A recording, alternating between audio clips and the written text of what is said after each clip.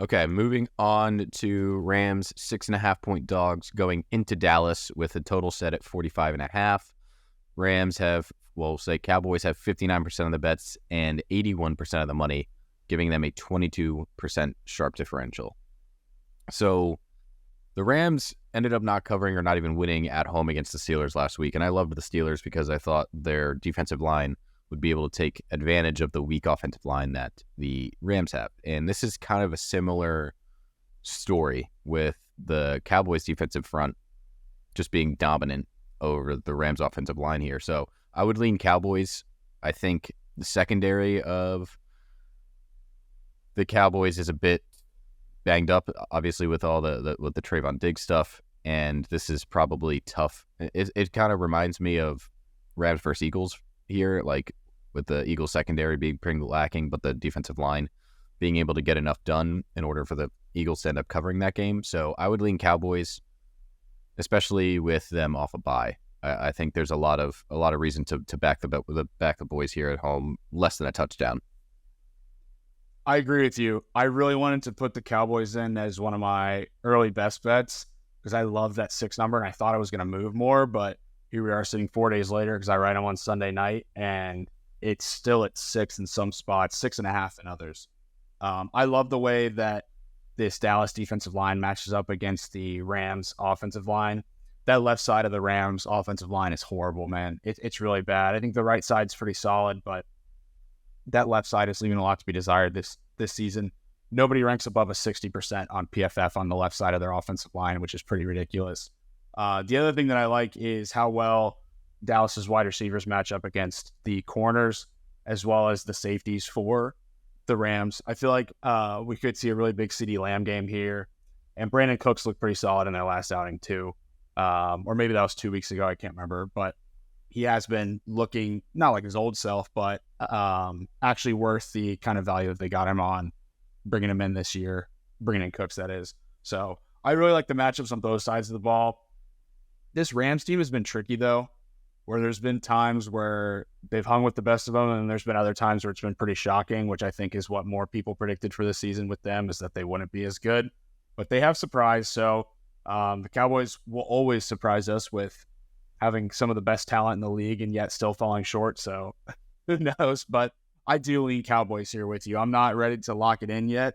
I thought that line was going to move more, to be honest with you. So now that it seems like everyone's on one side, only 20,000 bets in, so that's probably going to quadruple, quintuple by the time that kickoff happens at 1 p.m. on Sunday. But yeah, I'm going to lean that way, but not ready to lock it in just yet, just because things have not moved like I thought they would.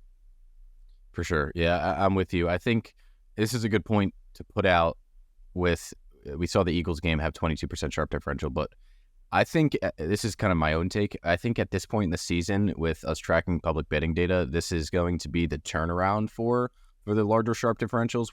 They haven't been doing well, obviously, evidenced by the Geico trend, 15% or more sharp differential being 15 and 29 ATS through the season.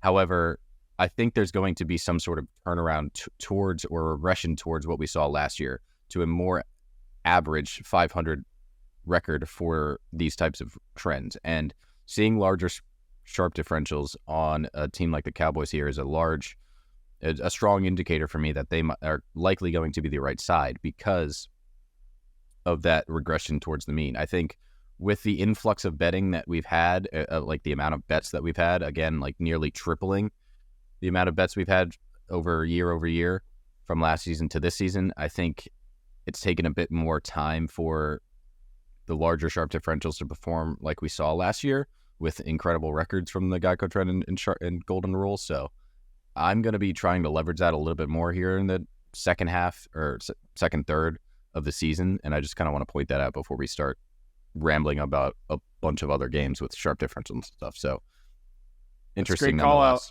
Yeah, it wouldn't be useful to give out all this data if we weren't trying to project where we could see it go week after week. So I think that's an awesome call out.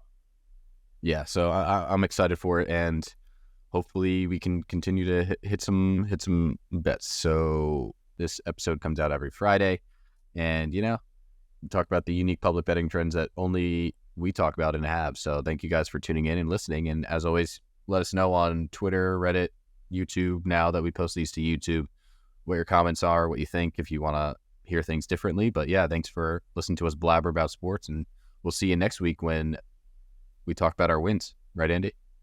For sure. And be sure to check out our new UFC podcast, Pilsners and Prelims. You can catch myself and Rick on that podcast, releasing every Wednesday whenever there's a UFC card. So we had a preview out for UFC 294.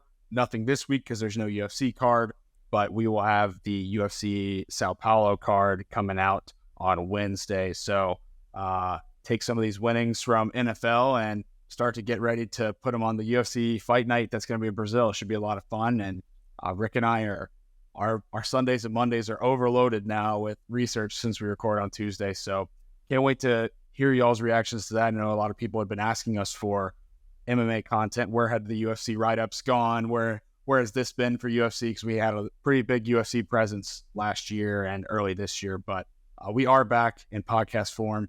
Be sure to find us on wherever you listen to your podcast, as well as on YouTube. Subscribe to Happy Hour Sports on YouTube. Hopefully you guys are watching us on YouTube right now, because I think DJ and I are both having a great air day. So be sure to check us out. Subscribe on YouTube. Give us a like. Give us any feedback you got. And last but not least, the boys bet better with beer.